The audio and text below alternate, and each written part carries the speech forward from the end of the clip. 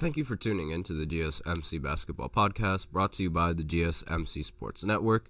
I am your host, Nelson. Today we are going to be talking about the recent All-Star Weekend. We're going to give a quick recap of all the events, all the popular events that happen around All-Star Weekend, from Monday through Saturday through Sunday, all of that. Then we're going to look a little bit deeper into the All-Star Game at Sunday. And then we're also going to, in the third segment, take a look at the dunk contest, because there was a lot of memes that came from Twitter and a lot of social media outlets from the dunk contest because of how unpopular it is and how bad it was. So we're going to take a deeper look into that. We also have a fourth segment coming up, so stay in tune for that as always. And I like to remind everybody before I begin the first segment, as always, to please remember to tip and to donate to get your comments recognized. Use the link in the link in the description below, or the link, or it's displayed below the ticker of every single show segment. The link is streamelements.com/GSMC-sportsnetwork./tip. Really helps the show, makes the show much more interactive between myself, the host, you guys, the viewers. Once again, the link is streamelements.com/GSMC-sportsnetwork./tips. And with that, we can go right ahead into the very first segment of this podcast, which is going to be talking about the popular stories around All-Star Weekend. And in particular, we're going to talk about the All-Star Game and how, the most popular events that went down in the All-Star Game, which was the three-point competition. And the three-point competition went down on Saturday at 9 o'clock, and the participants, they went up against each other. But the most popular thing about the contestants going up against each other was that afterwards, whoever, after the three-point contest, after they decided the winner, there was a special round towards the end, which was Stephen Curry versus Sabrina, which was arguably the most popular event that went down in the three-point competition. And it was one of the most, if I just look at it real quickly, it was one of the most popular three-point competitions, as there were in 4 years, there were 10 million unique viewers that were drawn into this competition, and the three-point contest has become a lot more popular in its previous years. And with this competition, given how it attracted 10 million unique viewers, it's only grown and grown a lot more since, especially with the competition that was in place here. And with how the three-point shot evolves in basketball, and how its popularity evolves in basketball, so will this three-point competition and the contest as a whole. And especially now, where it's the first time in the history of basketball that an NBA player gets matched up against a WNBA player in the three-point competition. And we've been wanting this type of matchup for the longest time. We've always wanted to see what would happen if an NBA player were to go up against a WNBA player, or in a 1v1 in any type of competition, because the NBA would never allow that for the longest time. And a lot of people didn't understand why, or a lot of people didn't want to really say why, and that was because the skill gap between a lot of the basketball players in the NBA was way different than the skill gap in the WNBA.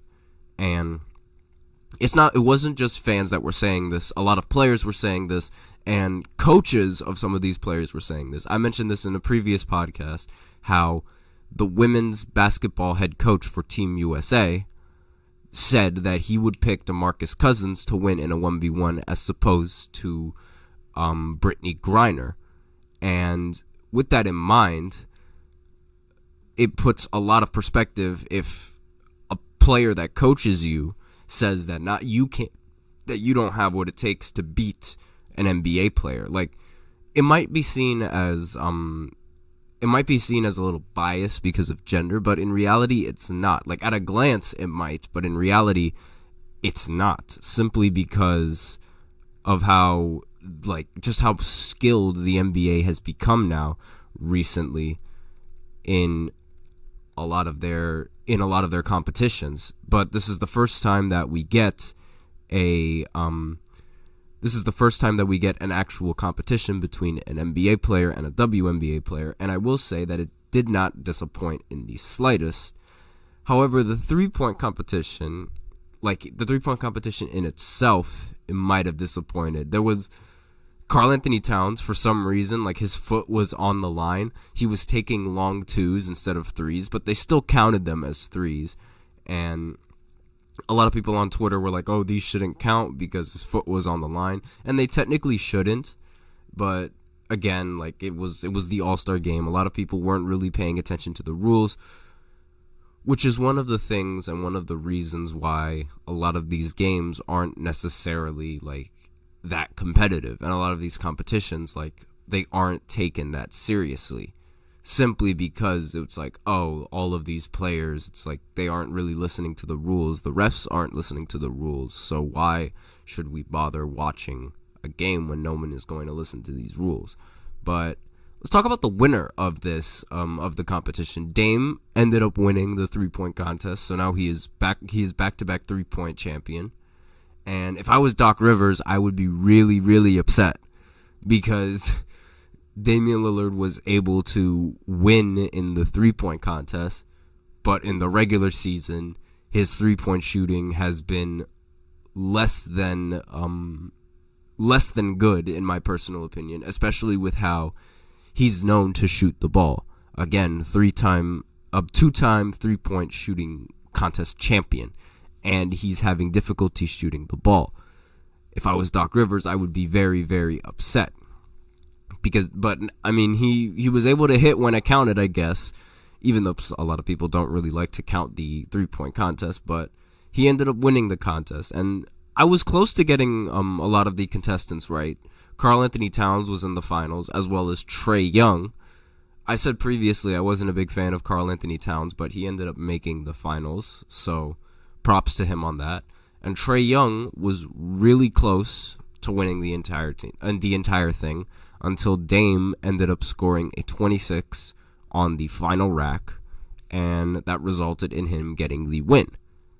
And afterwards, we were treated to a special match between Steph Curry and Sabrina, where Sabrina ended up...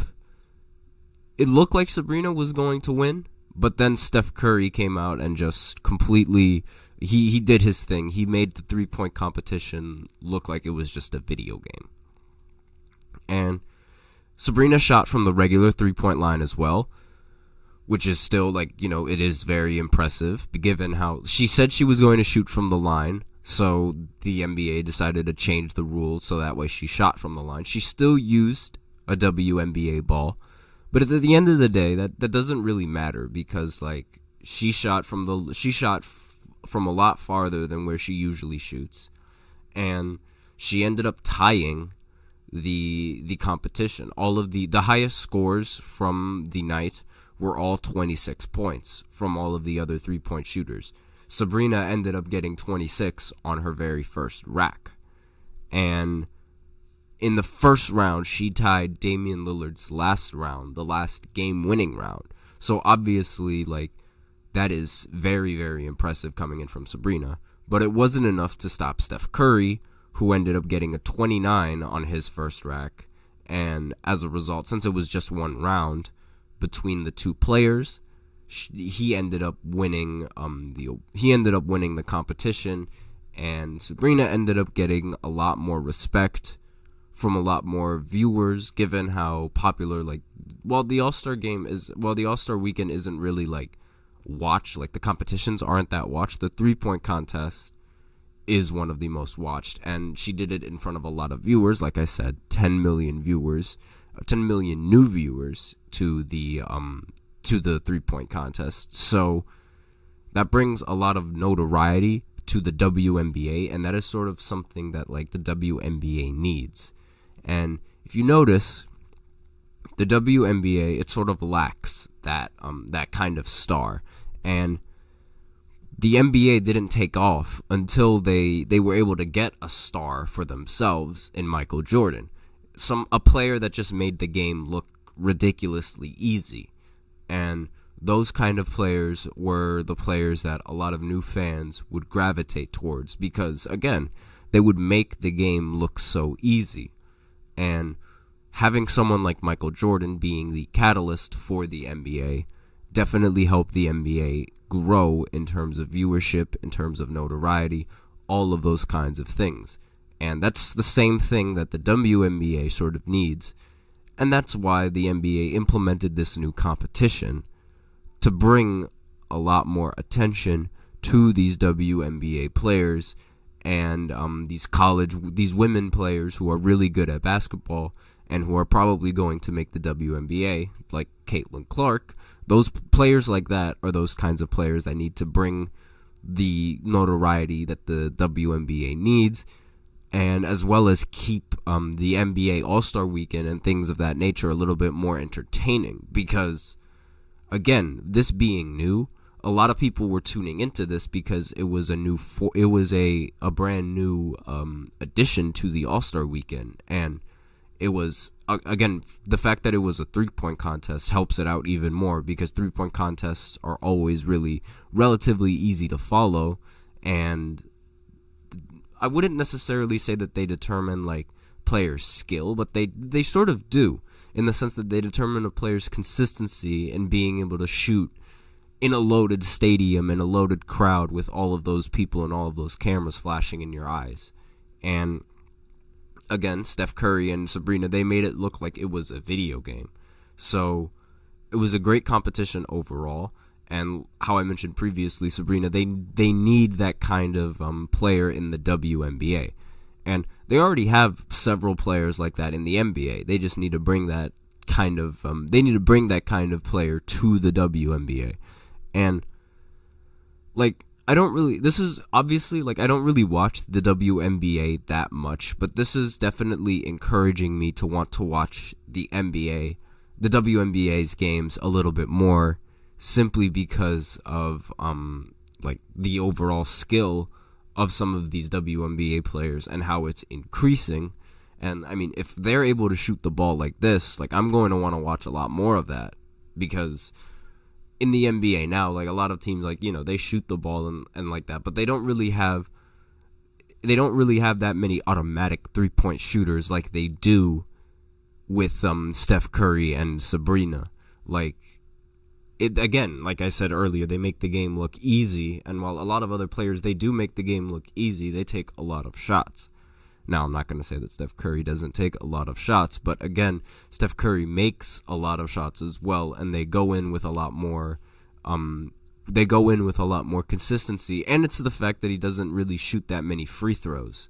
So, free throws slowing the game down is another unpopular thing with basketball, and that's why Embiid isn't necessarily popular, despite the fact that he is one of the most unguardable players in the league. It's another reason why Kyrie Irving gets a lot of praise, because he doesn't necessarily attempt that many free throws either, and he goes for shots that are increasingly difficult, but he makes it look easy.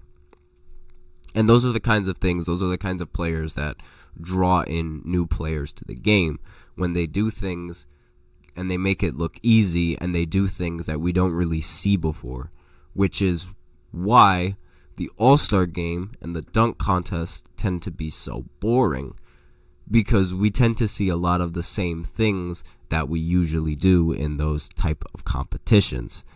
And it's like bringing new things. It's sort of like it brings a lot more viewership to these competitions, because it's like, oh, they changed the format. Let's see how it plays out. It brings in a lot more viewers. And not only that, there's sort of like a lack of competition around some of these competitions, like the skills challenge, which happened just before the 3-point competition. That was really, really bad. Anthony Edwards was shooting with his left hand. Like, he didn't care about that game. And so it was like, why should I care about watching him if he's not even going to try to compete to the best of his ability? Like, it just doesn't make any sense to me. But again, with this competition, with the three-point contest, Steph Curry made this thing look like a 2KU shootout. So did Sabrina. They would have beaten everybody in the competition had they would have participated in that. And it's things like that that people want to tune into the contest because of how amazing that these players actually are and how ridiculous they make the game look and how easy it makes it look. And how it makes the games a little bit less boring because they make a lot of these difficult shots. And speaking of boring games, since we are out of time for this first segment, we're tune into the second segment where I go ahead and I talk about the All-Star game, which was very, very disappointing this year. So tune in for that after the second segment. I will be right back after this short break. I feel like I'm losing my mind. Is everybody in the world blind? Please, Lord, give me a sign, a sign. I feel like I'm losing my mind. Is everybody in the world blind? Please, Lord, give me a sign, a sign. I wanna be the greatest. Everybody on the fake shit. I look around and feel like everybody is the fakest. I make this every day and I'm impatient, hoping one day I blow up from the basement. Statement, the top is so vacant. I don't hear shit that I think is amazing. Waiting for my day when I'm playing sold out shows for 1,000 faces. Hey, give me that crown, get in my way and to be put down. It ain't your place, all this my town. If I want that shit, then I'll get it right now. I'm losing it, the noose it fits. I'm losing shit, a stupid myth. You choose to live or choose to dip. You choose to fight or lose your grip and lose a gift. Oh. I feel like I'm losing my mind. Is everybody in the world blind? Please, Lord, give me a sign, a sign. I feel like I'm losing my mind. Is everybody in the world blind?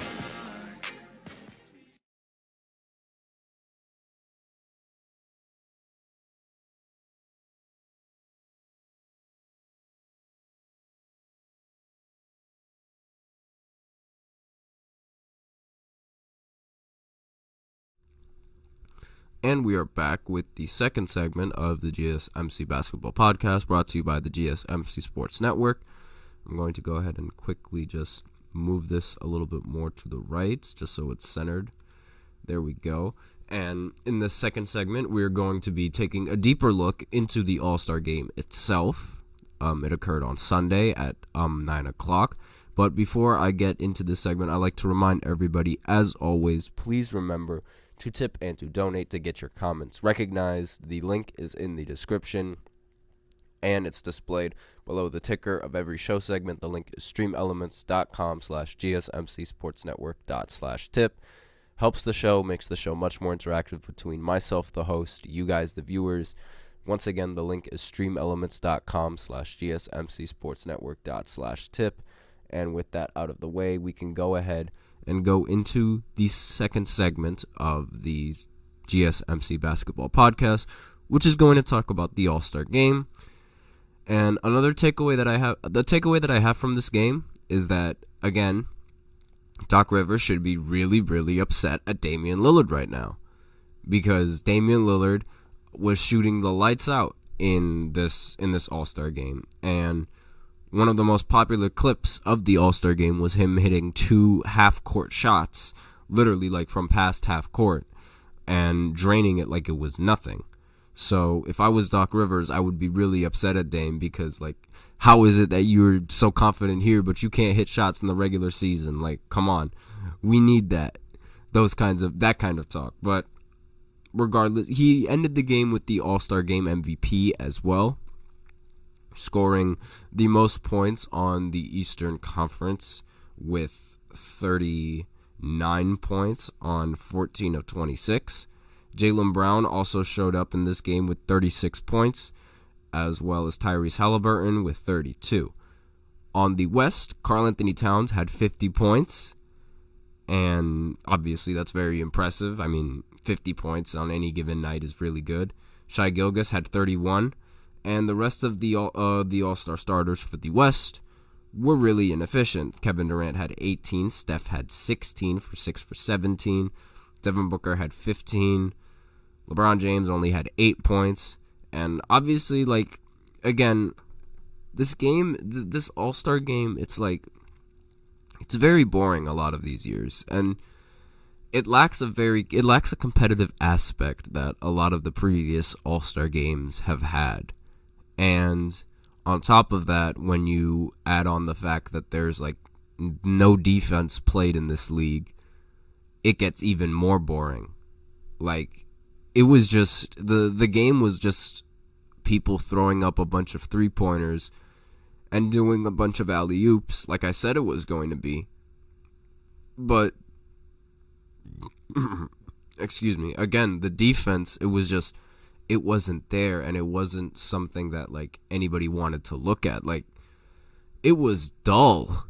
It was really, really dull, and it's really difficult to talk about. I'm not even gonna lie, because there wasn't much to really talk about in this game. I mean, there were people that were scoring a bunch, but again, it was like the lanes were wide open. When you did one move, you went right past the defender, and they left you open every single time to shoot the ball.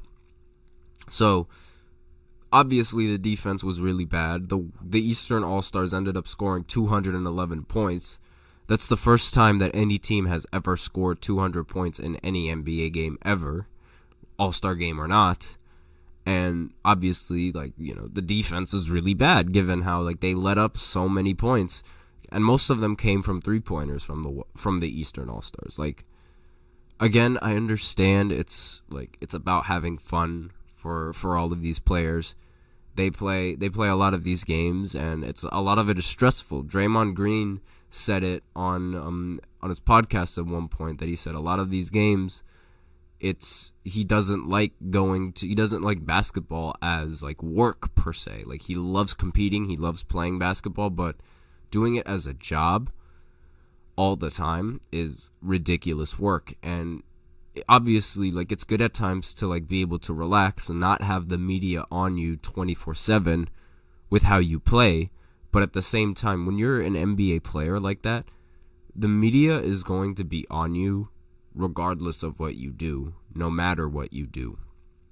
Just look at players like LeBron. He builds a school, and the media is already on him. So every little thing that you do, you need to expect the media to pay attention to what you're doing. So using that as an argument to like not be competitive in the All-Star game is sort of like, I don't think that's a valid excuse, because a lot of the media is going to criticize you for not being competitive in these games anyway, which is what the media is doing right now with a lot of these players, given how this All-Star game, it was relatively weak.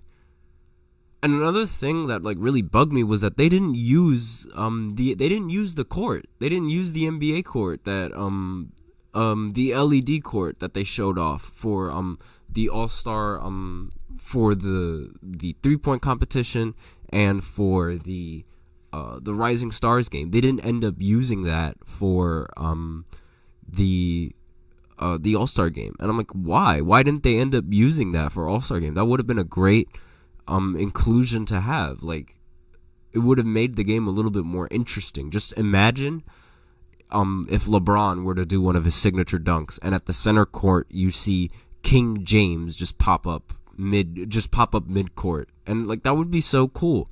And I don't understand why they had to go back to like the original hardwood floors. Like, I guess it's sort of like because like, oh, these NBA players, they're used to playing on hardwood floors, but who cares? It's the All-Star game. It's not like they're playing seriously anyway. So I just thought that was incredibly weak. Like, it just made it a lot more boring, in my opinion, because the All-Star game is already boring as it is, and you need to I thought that's why they implemented the court, so that way it would be a little less boring. And Draymond Green, having Draymond Green on the microphone as well, commenting on the All-Star game, that was really satisfying. If you listen in, he said, this is Cat on old Minnesota. He's got 40 points and they're down by 20, which was pretty funny because, you know, obviously Draymond can crack a lot of jokes that a lot of analysts wouldn't dare to do live. But again, like, the critics of this game, like, it says that there was a lot to be desired. A lot of them really were weren't pleased with how this game and the results of this game ended up. And not really much to talk about, like, with the All-Star game itself. And it's really just dull. It's just dull now. And it's like a lot of people are deciding on, like, whether to remove the All-Star game completely, given how, like, nobody wants to run back and forth down the court. Maybe if they replaced it with half-court sets in several different games, that would be a little bit more interesting. A lot of people would tune into that. And a lot of basketball players, they take pickup games a lot more. They take pickup basketball a lot more seriously than they would a regular game, especially an All-Star game, because pickup basketball is like, I mean, there's a lot of core memories that come from pickup basketball. A lot of these players, like, they grow up playing pickup basketball. It's one of the most relatable things in basketball, playing a pickup game. And if they have a format like that, I feel like a lot more players would take that format a little bit more seriously. However, obviously, like, with these All-Star games and the mentality of, like, how players, they spend every single time playing every game 100%, it does feel good to let loose a little bit in some competitions and not really play 100%, given how, again, every single game, every fan expects them to play 100%, especially in games that matter in the regular season. So, a lot of casual talk around this game, around the basketball, however, is the fact that there is no defense being played in some of these games. And having no defense in All-Star game, which is one of the most popular events in any type of sport, showing that there's no defense, it was like watching a game that casuals think the NBA actually is. It's like, if you were a regular basketball fan, this is a game that, like, a casual sports fan would think an NBA game actually is. Just no defense, allowing 3-point shots, a lot of teams taking 3-pointers, and a lot of players just not putting enough effort out there. And that's sort of that stipulation of not playing defense and not giving enough effort, they're one and the same. Because not giving enough effort, it's like, I understand how, like, the logic and the thinking behind it is that, like, well, the player needs to have enough energy to be able to run the offense given how much he has the ball in his hands. Like, for example, with Luka and his defense, it makes sense for Luka to be a little bit lazy because he's expected to have the ball on offense every single time. He had a game scoring 70 points. But again, that's not winning basketball if you're just not playing defense, because what if the other team is making shots and you aren't? Like, that's the aspect of the game that a lot of people aren't thinking. Like, obviously you don't want to put in the mind of your best player, oh, you could miss this shot. But again, like, that's still a possibility, especially with like the degree of difficulty that these players, like, that the shots are with some of these players. It's not really easy to say that, like, oh, they'll make the shot, like, all the time. But there was no defense and no touching each other, and it was barely entertaining. Like, obviously, like, I understand, like, there's no hand checking in the NBA regardless, but it's like, at least try to put a body on someone. But no one was boxing out either. And they've been trying to do things to make it entertaining, but it just hasn't been entertaining whatsoever. And maybe it should have some events that are scripted, because, again, like I said previously, a lot of these games, like, they don't matter. It's really difficult to make a game less boring if the games don't matter. But a team that does that phenomenally well is actually the Harlem Globetrotters. Like, I mean, obviously, like, the Harlem Globetrotters, they're entertainers, so that's their job, but they play a lot of games, a lot of basketball games that aren't necessarily, like, they don't count for anything. They're just there for entertainment. And they have a lot of scripted segments in these in the games. They have, like, triple lobs, like 10-man lobs, all those types of lobs, and they have certain players do tricks that we don't really see before, that we don't really see on a basketball court. So doing things like that might bring a lot more entertainment to the game. I'm not saying, like, have the entire game scripted, but, like, have certain segments where it's like, oh, this player's doing something that we haven't seen.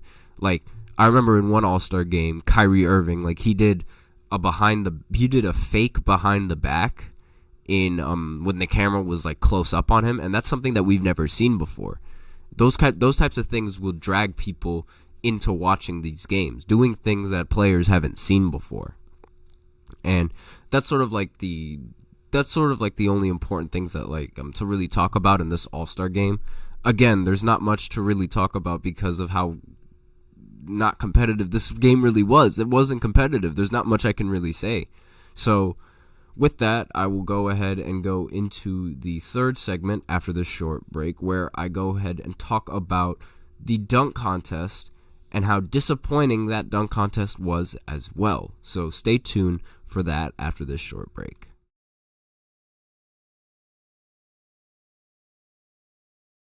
For the best and latest podcasts available anywhere, go to the podcast app on your cell phone and type in GSMC to access free content-rich podcasts on health and wellness, book reviews, sports, entertainment, relationships, social media, movies, technology, finance, and even weird news. Subscribe and download the GSMC Podcast Network's family of shows, available everywhere podcasts are found.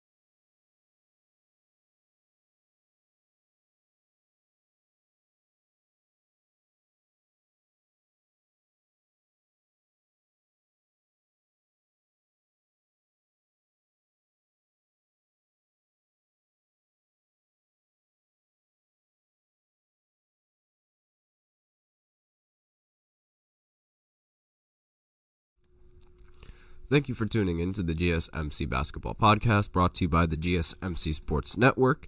And in this third segment, we are going to be talking about the NBA dunk contest and how disappointing the dunk contest really was. And it's been disappointing for several years. And it's been so disappointing that the NBA had to bring up G League players in order to make it a little bit more interesting.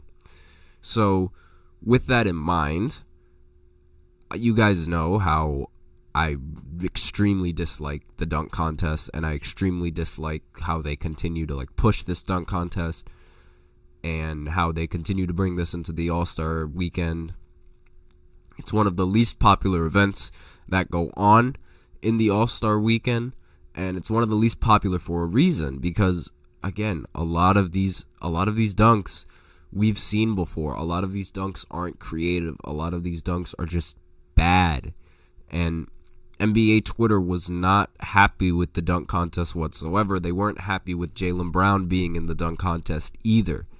Jaylen Brown, the overall creativity on his dunks, they were terrible. He jumped over Kai Cenat. For those of you who don't know who Kai Cenat is, he's one of the shortest streamers out there. He's 5'3", and he was sitting on a chair. So a 5'3" streamer sitting on a chair is who he dunked over, compared to Mac McClung literally dunking over Shaq. And again, it's the dunks that some of these players they come up with. It's what are you thinking? It's not impressive. I'm sorry, but it's I understand I can't do that. I understand a lot of players can't do that, but we've seen it before.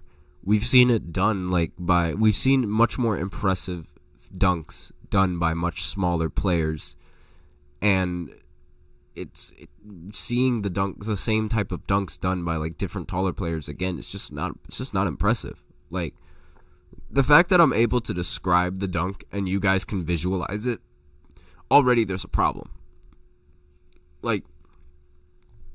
For example, Aaron Gordon. When he was in the dunk contest, he jumped over Taco Fall. Now, I have to explain that because Taco Fall is 7'5". He is really tall, and the fact that he jumped over him being 6'10" is astonishing, especially with all that weight. If you've seen Aaron Gordon and all the muscle that he has, it's difficult. Not only that, he had to take a seat in the air to dunk over the Magic mascot on a hoverboard. Now, obviously, that's way more difficult to process in your head if you haven't seen that dunk. But that dunk was amazing, and it was a dunk that I've never seen before. Because who can say that they've jumped over a mascot on a hoverboard? Those are things that you can't say. And again, in previous dunk contests, Blake Griffin dunked over a Kia. And with that in mind, a lot of these players, they don't do these impressive things, and they don't do these sort of impressive feats that would make me want to watch the dunk contest in any sort of way. And again, they weren't able to bring out a car, and he was just he dumped. We went from jumping over a car, jumping over a mascot, jumping over a really tall NBA player, to jumping over a streamer that's 5'3". It's just not impressive whatsoever. But they brought out Mac McClung for the dunk contest yet again. He's a G League player, but he's one of the more athletic players and a fan favorite. And he won the dunk contest again, back-to-back dunk contest champion, and a G League player. He won the NBA dunk contest. So I'm a bit surprised he doesn't have a job in the NBA, but again, it's just really dunking. There's not really much room for dunking in the NBA if you can't create space and shoot the ball. But again, he's a very athletic player. He literally jumped over someone, then grabbed the ball as he was jumping, let go of the ball, grabbed it again while he was in the air, and reversed it in. That is a very difficult dunk to do. It's very complicated, and the fact that he was able to do that on the first attempt is very, very impressive, and it doesn't really get talked about much given how unpopular the dunk contest actually is.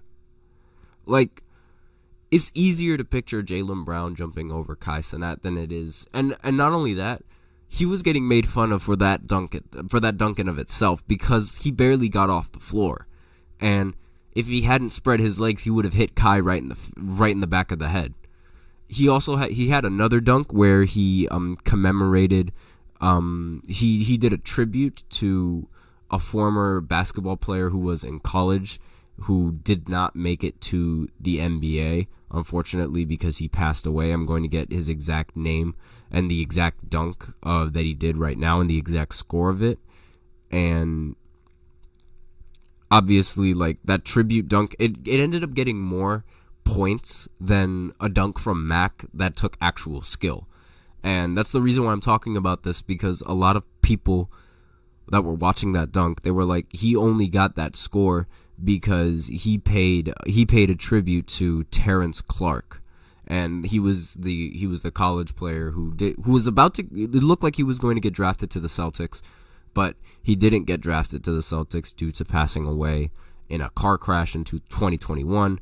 Obviously, really sad news from him, and really the only thing that they just put a picture of him in the paint and Jaylen Brown dunked, and that was enough to get him a lot of points for the dunk contest. And a lot of people did not they appreciated the gesture, but the dunk in of itself, they did not think that it deserved that high of a number because it was a weak dunk.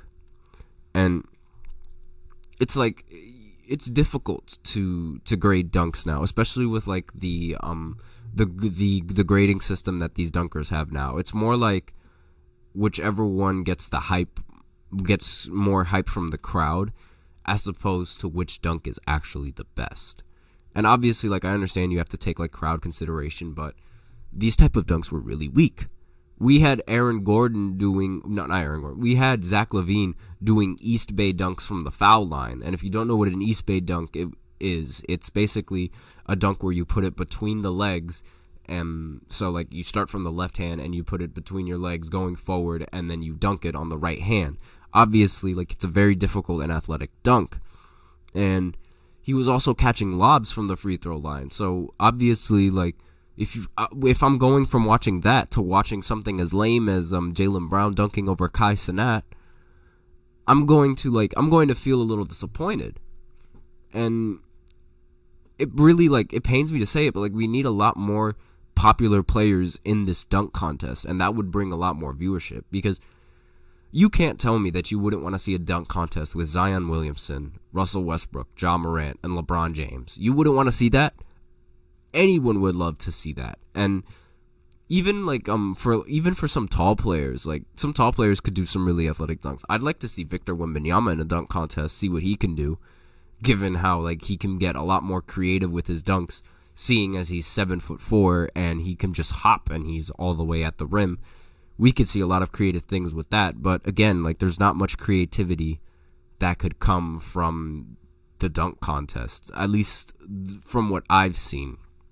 Like the NBA has done all they can with all these dunks, and all of these athletes, they do all they can. I mean, Mac McClung, we should keep him in the dunk contest at this rate, because he keeps coming up with new dunks to stun us with, and I'm all for it. But it's players like that like bring in the energy and like that bring in those new dunks that we need to see. College games, they show a lot more enthusiasm coming in from a lot of these dunk contests, and with that in mind, it's sort of like, why on earth aren't we bringing in a lot of players that have creativity in their dunks? Like, I understand that it's all up to the players to be able to participate, but we need to make it a little bit more entertaining. I wouldn't mind, honestly, if the All-Star game, like, and the All-Star dunk contest had some incentives that could go into winning this competition, rather than just getting a trophy. Like, big incentives from a lot of the sponsorships that the NBA has. Big incentives. And that would bring in a lot more players to want to participate. Obviously, LeBron doesn't want to participate in fear of getting injured. And that makes sense. But we shouldn't go into every competition expecting every player to get injured. That just takes away from a lot of the joy in these games, because again, a lot of these people, they only have money to go to one game or one event, and they want to see you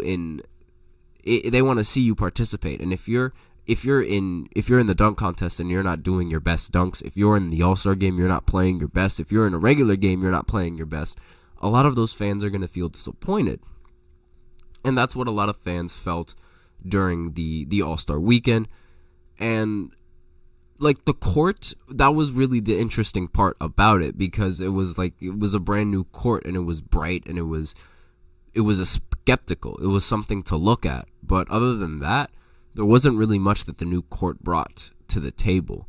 Like, I mean, it was implemented pretty well for tributing Clark and all that, but I mean, why couldn't they do that for more dunks? Why couldn't they excuse me, why couldn't they add more effects to some of the dunks to make it just a little bit more entertaining? Because it's really difficult to make this dunk contest entertaining. We've seen it every time, and I'm running out of it. Again, it's a difficult subject to talk about, because we see it all the time, and I'm running out of things to talk about, given how often we see the same dunks done by just different athletes. It's really difficult to get creative now. And with that in mind, I feel like maybe they should just completely remove the dunk contest entirely. If the NBA isn't going to get enough popular players and enough players to be able to bring that that competitive aspect to the dunk contest, and bring sort of that viewership that dunk contest needs, and it sort of brings, like, it gives people like a reason to want to watch, then if you're not going to do that, I don't think you should bring the dunk contest back. It's just not needed, in my opinion, because at the end of the day, yes, we got to see some really good dunks from Mac, but we're not going to see that again, because he's a G League player, and G League games aren't necessarily broadcasted that much. So this is like the only time he was able to do something that a lot of people wanted to see. And, like, I get that, like, it brings attention to him for a few seconds, but, like, we don't get to see this that much in a regular game. Because, again, the game has evolved to shooting a bunch of three-pointers. And with the game evolved to shooting threes, it sort of makes a lot of these dunks a little less, it makes these dunks happen a lot less and happen less frequently. And I would say, like, you should put someone like Ant in the dunk contest, but then Ant might not even want to take the dunk contest seriously. We saw how he was in the skills competition, so, like, what if he doesn't take the dunk contest seriously? It's about taking it serious, and a lot of these players, they don't. And I'm very surprised that Ant didn't take it seriously, given how he likes to go in he has that mentality of, like, going in every single game. Oh, all these fans, like, they paid good money to watch me play. I gotta perform. I'm very surprised that he didn't try to perform in the skills competition. But with that, we're out of time for this third segment, so we're going to go into the fourth segment, where we talk about an update on the NBA season. The Brooklyn Nets fired their head coach yet again after less than a year after signing him for an extension. So I'm going to take one segment to talk about that after this short break.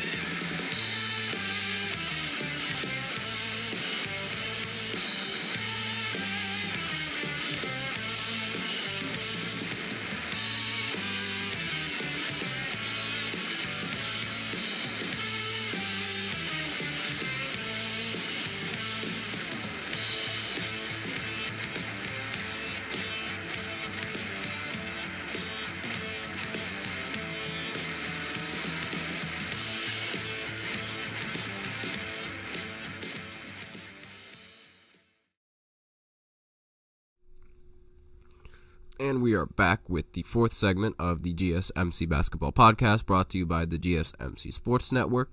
And in this fourth segment, we are going to give a quick update on the NBA regular season, as the Brooklyn Nets recently fired their head coach, Jack Vaughn, less than 1 year after a multi-year contract extension was signed by him. So this happened 5 days after losing to the Boston Celtics, and in a blowout loss. Only if I can just pull up the box scores real quickly, because I'm very confident that was the reason why he ended up getting fired, because of that Boston Celtics game and that pitiful performance that he ended up putting. Let me just go ahead and get the box scores of that game real quickly. Just wait 1 second.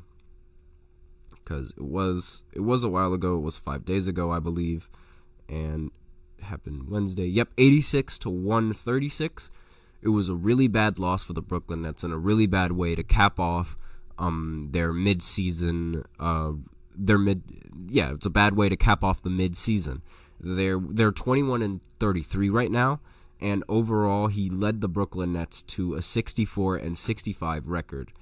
Now, a little bit of history on Jack Vaughn and his coaching career. He was the assistant coach to Steve Nash, while Steve Nash was coaching Kyrie Irving, James Harden, and Kevin Durant. Throughout that span, there was a little bit of uneasiness between Steve Nash and Kyrie Irving specifically, as well as Kevin Durant, and that it ended up causing Kevin Durant to try to request a trade that ultimately ended up going nowhere, and the team was forced to play in the first round of the playoffs with Steve Nash as their head coach against the Boston Celtics. Yeah, I know they've traditionally owned the Brooklyn Nets, no need to tell me, but they ended up getting swept in that series. And after that series, the Nets felt like they were done with Steve Nash, and they ended up firing him and replacing him with Jack Vaughn as, pardon me, I messed up that last name, Jack Vaughn as the new head coach going into next season. Now, for the Nets, it was a little bit difficult, but Vaughn has proven, like, he was proving himself to be a very good head coach for Kyrie and Kevin Durant. They went on a great win streak, but then, as we all know, Kyrie ended up requesting a trade, and Kevin Durant requested a trade shortly after, breaking up that duo in Brooklyn and leaving the Brooklyn Nets with a little bit of scraps to deal with and not much really for the team to look forward for in the future. Now, obviously, Jack Vaughn, I'm, as a Nets fan, I know more about Jack Vaughn than anyone, in my personal opinion, and it's really difficult to coach a team that is, it's really difficult to coach a team that was lacking in a lot of pieces, especially after, with all the roster changes that he's been doing.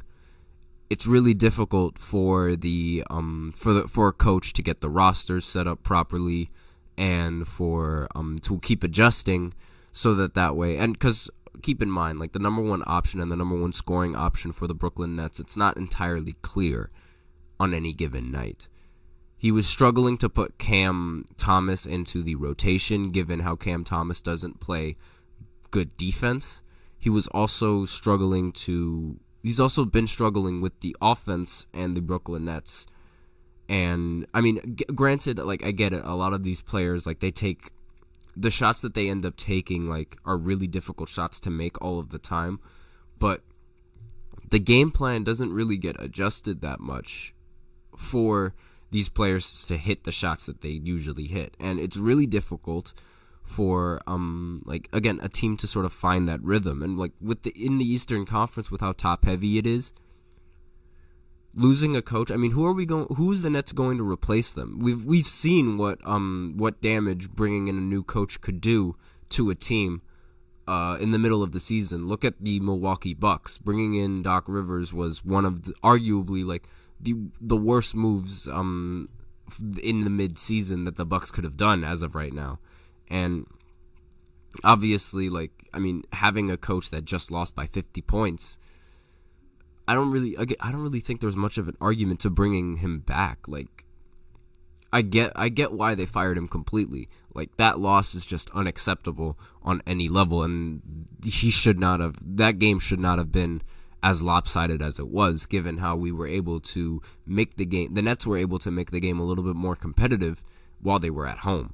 But obviously, he guided the Nets to the 5th best record in the league, from November 1st to February 21st in 2020, and he led the Nets to a 12-1 record at one point, as I mentioned previously. And he once coached the Nets for 10 games, and he was an interim head coach in 2020 following Kenny Atkinson mid-season's departure. And obviously, this marks the second February firing of Vaughn's career, as he was relieved of his duties by the Orlando Magic in February 5th, 2015. So he coached the Orlandos for 2 years prior, garnering a 58-158 record for the Orlando Magic. Obviously, with a lot of his games that he's been in, there isn't really much winning for the coach in the sense. And I guess they sort of wanted to sort of deviate from that culture. And it might be argued that he was only winning with the Nets because he had Kevin Durant and Kyrie Irving. And those players are some phenomenal players that you don't really need to coach that much, given how they can create a bunch on the offensive side of the ball. They know every facet of the offensive game. And with that in mind, there's no real need to sort of coach them, because it's they can create the offense for your team. All you have to do is give them the right pieces. But firing him now is the big question. Was it the best move to fire him now? And the timing of his dismissal, it says in this article that I'm reading the Nets are objectively not having they're not having a bad season. In my personal opinion, we are having a bad season. So I with that in mind, I could see why it doesn't make sense to fire him now. Fire him for after the regular season, because he might surprise us. He might have surprised a lot of people with a mid-season run. But then again, he also might have not surprised anyone. But with that in mind, like, they could have kept him. They could have kept the coach for at least until after the regular season had ended, and then brought in a new coach for the new season and bring in that new environment in the off season. I think that makes a little bit more sense. And the Nets, like, again, we're going to move to like our third head coach in 17 months. And the organization has yet to like name an interim, so it's like there's no real direction that this Brooklyn Nets team can necessarily go, given how like the coaching changes, and it's really difficult to play under multiple head coaches. And especially like with a lot of these players coming in from trades, they've been playing with a different head coach almost every single day of the week. Now, as I mentioned previously, like with these with Kevin Durant being traded, a lot of these players were traded from their head coach as well. Same with Kyrie Irving and a lot of the players that the Nets were able to gather from that trade. To add on top of that, the fact that Ben Simmons doesn't want to play also adds more problems with the minutes, because it's like if Ben Simmons decides he doesn't want to play a specific game, then that's an adjustment in the rotation that Vaughn has to make with a split second's notice at times. But obviously, it's gone now. It's over with. No need for Vaughn to worry about that anymore. I'm very curious to see who the Nets decide to bring as a coach for the remainder of the season, because I don't really think that they have much of an option. And if they don't have a coach, I could potentially see them dropping all the way down to one of the worst teams in the Eastern Conference. Now, will they be worse than Washington? I don't think so, because their talent is just that much better. But without a coach, it is a lot difficult. It is a lot more difficult to win. It's a lot more difficult to have that to bring that culture to the locker room. And the Nets need all they can get with the coaching experience and whatnot. But we'll see what the Nets decide to do in the offseason. But with that, we are out of time for our for this podcast. Thank you so much for tuning into the GSMC Basketball Podcast, presented by the GSMC Sports Network. Your support means a lot to us, so please remember to subscribe to the show, leave a positive review. It really does make a difference. We also invite you to follow us on Facebook, Twitter, TikTok, and Instagram for more content and updates.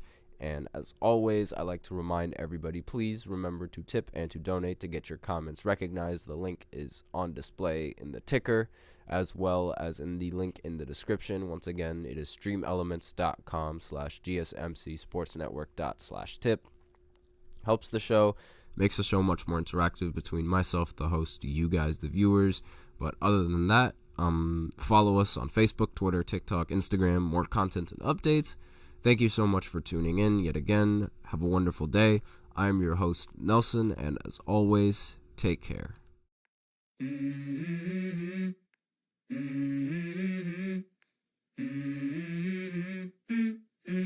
Let's go. I wake up to a little bit of drool on my pillow, feel like it's gonna be a bad day. Yeah, I'm tired of shit, and the coffee ain't hit yet, damn, ain't that great.